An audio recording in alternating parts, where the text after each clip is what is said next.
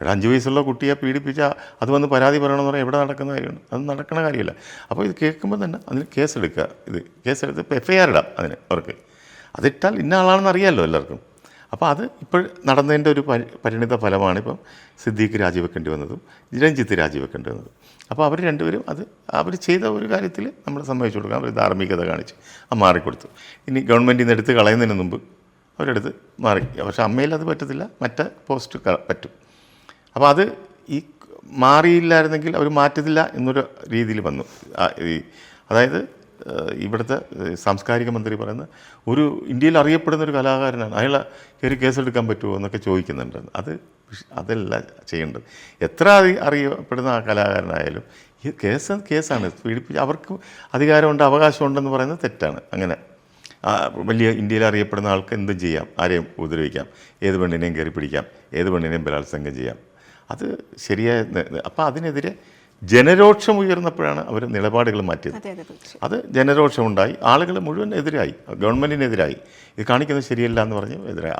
ആ പെൺകുട്ടികൾ ചാനലുകൾ തുറന്ന് കയറി അവരുടെ കണ്ടമിടറിക്കൊണ്ടുള്ള സംസാരവും അവരുടെ കണ്ണീരും ഒക്കെ കണ്ട് ജനമങ്ങ് മാറിയപ്പം അവർക്ക് മനസ്സിലായി ഇനി പിടിച്ചു നിൽക്കാൻ പറ്റില്ല എന്ന് വിചാരിച്ചപ്പോഴാണ് ഈ നിലപാടുകൾ മാറ്റി വനിതാ മന്ത്രിമാരൊക്കെ രംഗത്ത് വന്നത്. മനസ്സിലായില്ലേ? ഏത് കൊലകൊമ്പനായാലും സ്ഥിരം പറയുന്ന വാക്കാണ്, ഏത് കൊലകൊമ്പം വന്നാലും ഞങ്ങൾ നേരിടും, അവനെ പിടിക്കുന്നു. ഒരു പിടിക്കാനൊന്നും പോകുന്നില്ല. അതൊക്കെ ഇനിയും കണ്ടറിയേണ്ട കാര്യങ്ങളുണ്ട് അതിനകത്ത്. കാരണം അവർക്ക് താല്പര്യമുള്ള ഒരുപാട് വ്യക്തികൾ ഇതിനകത്തുണ്ടാവാം എന്നാണ് ഞാൻ വിചാരിക്കുന്നത്. സർ, അപ്പോൾ നടിയെ ആക്രമിച്ച കേസിൽ പ്രതി ചേർക്കപ്പെട്ട ഒരു നടനുണ്ടായിരുന്നു. ആ നടനെക്കുറിച്ച് താങ്കൾ നടനെ വിശേഷിപ്പിച്ച വാക്ക് ക്രൂരനായ തമാശക്കാരനെന്നാണ്. അതെ അതെ. അതിന് ഒരുപാട് കാരണങ്ങളുണ്ട്, താങ്കൾക്ക് അറിയുന്ന ഒരുപാട് ഇൻസിഡൻസ് അതിൻ്റെ പുറകിലുണ്ടെന്നും പറഞ്ഞിരുന്നു. അതിൽ 1-2 അല്ല, അതെങ്ങനെ ഓരോന്നും പറയുമ്പോഴും അതിനകത്തൊക്കെ ഞാൻ സംസാരിക്കുന്നതൊക്കെ വ്യക്തമായ കാര്യകാരണങ്ങൾ കൊണ്ടാണ് ഞാൻ ഓരോന്ന് പറയുന്നത്. അത് ഞാൻ പറയാതിരുന്നത് അയാളുടെ സൈഡിൽ നിന്നിട്ട് ഞാനവിടെ നിന്നുകൊണ്ട് അയാളെ പിടിച്ചടന്ന് ഞാൻ തറയിൽ കിടന്ന് ഉറങ്ങത്തുള്ളൂ, ഞാൻ കിടന്ന് കരയും, ഞാൻ അങ്ങനെ ചെയ്യും, ഞാനിങ്ങനെ ചെയ്യും എന്ന് വേണമെങ്കിൽ എനിക്ക് സപ്പോർട്ട് ചെയ്ത് കൊടുക്കാം.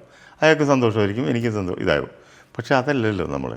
ഞാനൊരു സീനിയറായി ഇത്രയും വർഷമായിട്ട് നിന്ന ഒരാൾ ഒരു പെൺകുട്ടിയെ പീഡിപ്പിക്കുകയാണെന്ന് ഞാൻ അവൻ്റെ ഒപ്പമല്ല നിൽക്കേണ്ടത് എപ്പോഴും. ആ പെൺകുട്ടിയുടെ അപ്പം നമ്മൾ മൊത്തത്തിൽ പരിശോധിക്കും ഇയാൾ പറഞ്ഞിരിക്കുന്ന എന്തൊക്കെ കാര്യങ്ങളാണ്, അതെന്തൊക്കെയാണ്. പിന്നെ ഇതിനകത്ത് ഞാൻ എന്തുകൊണ്ട് വിശ്വസിക്കുന്നു, എന്തുകൊണ്ട് അങ്ങനെ വിചാരിക്കുന്നു എന്നൊക്കെ ഒരുപാട് പേര് ചോദിച്ചിട്ടുണ്ട് എന്നോട്. ഞാനൊരു കാര്യം ചോദിക്കാം. ഒരു 10-13 IPS ഉദ്യോഗസ്ഥർ ഇതിനകത്ത് വന്നിട്ടുണ്ട്. ഒരു വലിയ പോലീസ് സംഘങ്ങൾ വന്നിട്ടുണ്ട്. വളരെ സത്യസന്ധന്മാരായ ഉദ്യോഗസ്ഥന്മാരിനകത്തുണ്ട്.